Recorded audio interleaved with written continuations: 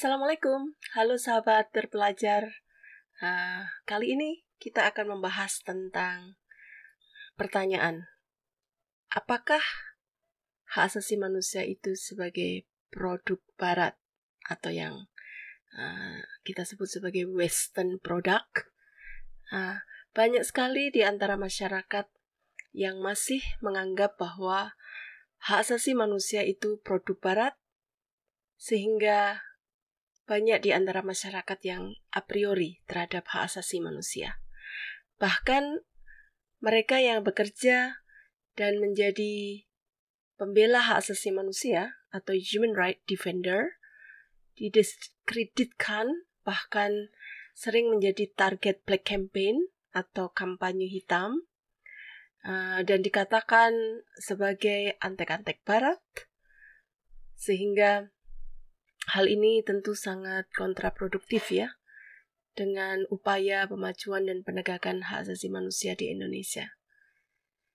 Saya kira anggapan ini merupakan suatu paradoks ya, di mana kita tahu bahwa Konstitusi Indonesia, Undang-Undang Dasar 1945, memberikan pengakuan yang cukup kuat terhadap penghormatan dan perlindungan hak asasi manusia, yaitu di bab 4 Undang-Undang Dasar 1945, dan kita juga sudah memiliki Undang-Undang Nomor 39 tahun 1999.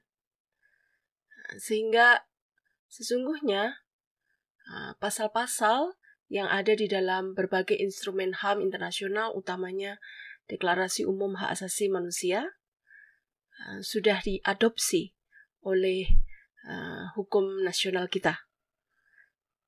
Nah, tetapi masyarakat atau sebagian masyarakat yang masih menolak adanya hukum hak asasi manusia dan menganggap bahwa hukum hak asasi manusia itu tidak sesuai dengan budaya Indonesia atau mungkin bertentangan dengan nilai-nilai syariah, ya. Itulah yang kemudian masih menimbulkan pro dan kontra. Tetapi menurut saya agak sedikit aneh ya ketika kita misalnya mengalami pelanggaran hak asasi manusia atau ada saudara-saudara kita yang mengalami pelanggaran hak asasi manusia, maka masyarakat yang awalnya menganggap bahwa hak asasi manusia itu hanyalah produk barat yang sedang ingin dicoba diberlakukan di negara kita, tetapi pada saat mereka membutuhkan keadilan karena hak-hak asasi manusianya dilanggar, mereka juga menggunakan instrumen-instrumen hak asasi manusia untuk membela diri, untuk mencari keadilan, untuk menuntut pertanggungjawaban negara atau aparatur negara yang misalnya menyalahgunakan kekuasaannya. Kita sebut saja misalnya peristiwa yang akhir-akhir ini terjadi. Ya, meskipun ada sebagian masyarakat yang menolak hukum hak asasi manusia, tetapi kita berusaha untuk memperjuangkan para korban pelanggaran hak asasi manusia tersebut dengan menggunakan instrumen-instrumen hukum hak asasi manusia. Bahkan kita juga berupaya menempuh misalnya melalui Mahkamah Pidana Internasional, padahal sesungguhnya semua mekanisme atau prosedur yang ada di Mahkamah Pidana Internasional misalnya, itu juga menggunakan dasar hukum ya dari berbagai instrumen-instrumen hak asasi manusia internasional. Nah, kita akan membahas apa benar hak asasi manusia itu produk barat atau Western product. Kita sebut saja Deklarasi Umum Hak Asasi Manusia tahun 1948. Nah, yang dimaksud sebagai Western product atau produk barat itu apa?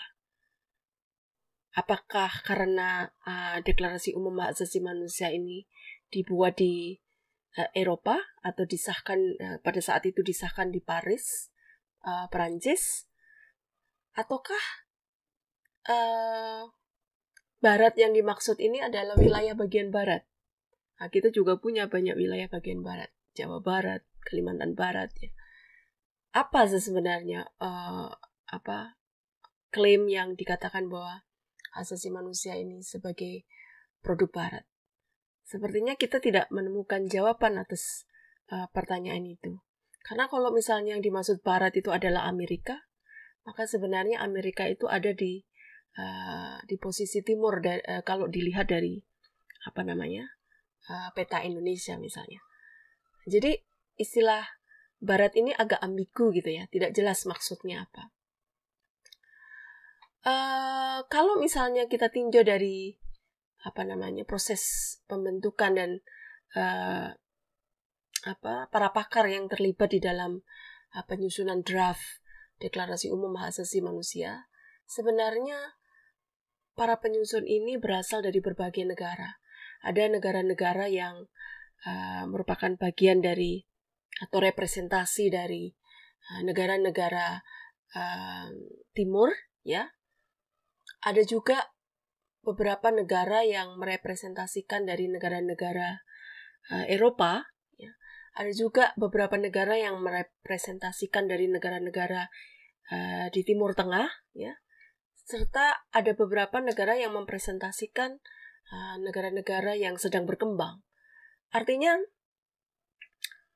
dari pihak yang menyusun draft Deklarasi Umum Hak Asasi Manusia itu sendiri juga berasal dari berbagai wilayah dan berbagai kondisi negara, ya, tidak semuanya negara maju.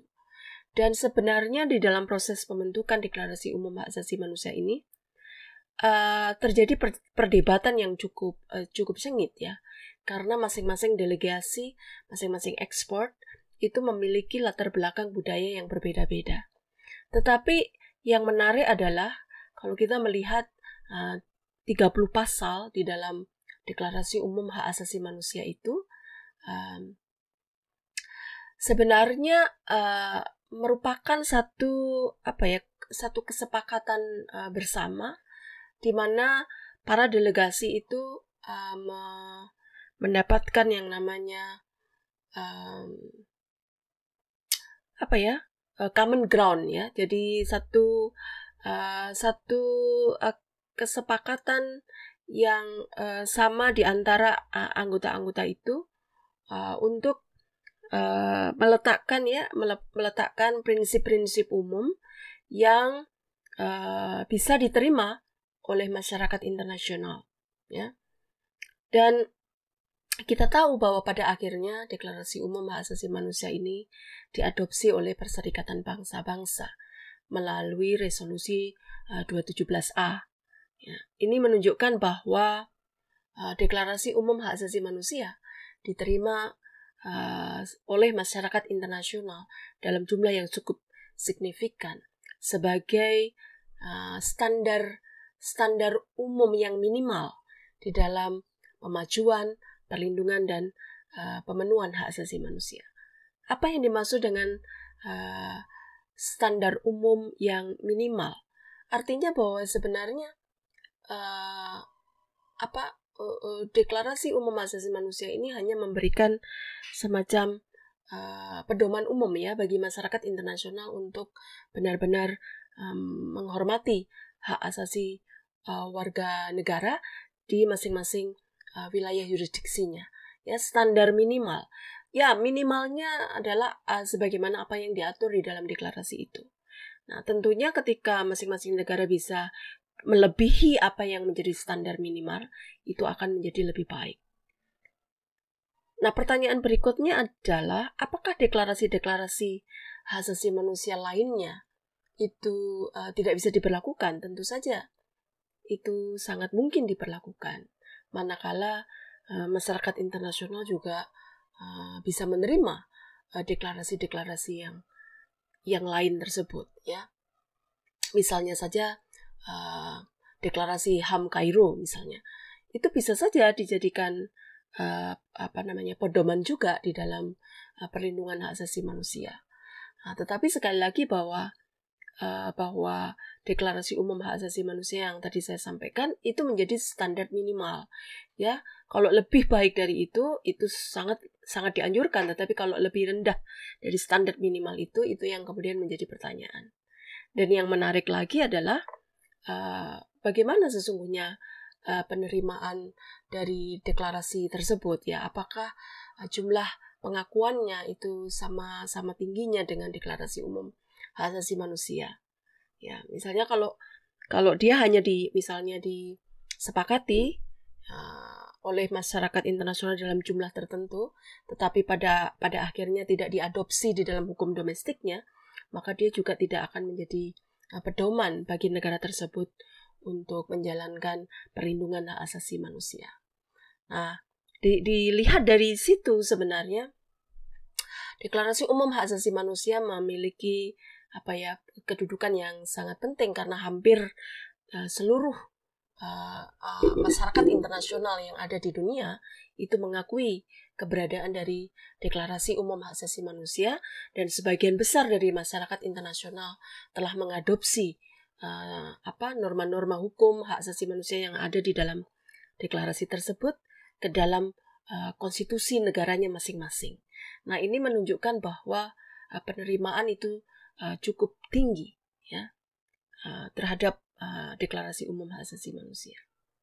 Pertanyaan berikutnya adalah, apakah Deklarasi Umum Hak Asasi Manusia ini bersifat mengikat secara hukum? Nah, ini pertanyaan yang menarik. Tentu saja ketika kita merujuk pada Konvensi Wina tahun 1949, ya, tentang perjanjian internasional, kita tahu bahwa deklarasi itu pengertiannya adalah pernyataan kehendak umum. Dan biasanya kesepakatan negara atas pernyataan kehendak umum itu hanya ditunjukkan dengan misalnya penandatanganan. Tetapi deklarasi tidak menuntut adanya ratifikasi dari negara-negara. Karena dia hanya merupakan pernyataan umum, maka sebenarnya dia tidak memiliki karakter mengikat sebagai hukum.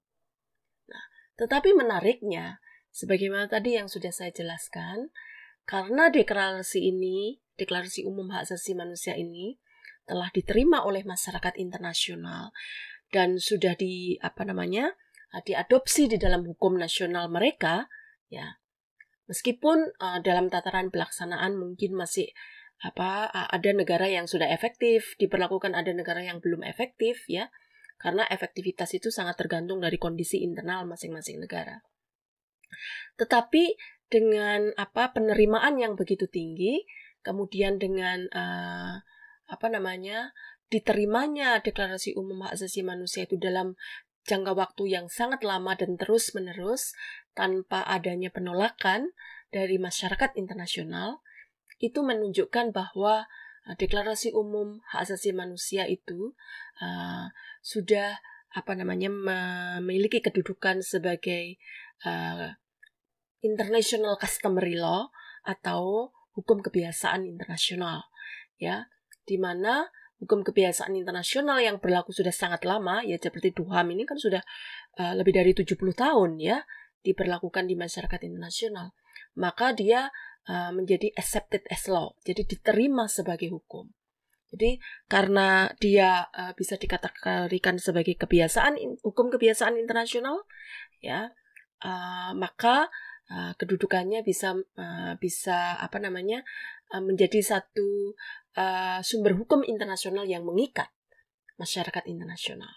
Nah, dengan demikian agak menjadi pertanyaan, ya, apabila masyarakat internasional mengabaikan prinsip-prinsip umum yang ada di dalam Deklarasi Umum Hak Asasi Manusia. Nah, oleh karena itu menjadi tantangan bagi masyarakat internasional, tak terkecuali Indonesia, untuk benar-benar mengimplementasikan, ya, apa yang sudah diatur di dalam Deklarasi Umum Hak Asasi Manusia dan sudah diadopsi di dalam Konstitusi Undang-Undang Dasar 1945 untuk benar-benar diterapkan dalam kehidupan sehari-hari, dan untuk memastikan, ya, bahwa tidak ada satu orang pun yang dilanggar hak-haknya, baik oleh pihak ketiga atau aktor non-negara maupun oleh negara. Nah, saya kira itu penjelasan saya tentang Deklarasi Umum Hak Asasi Manusia. Semoga bermanfaat. Jangan lupa subscribe.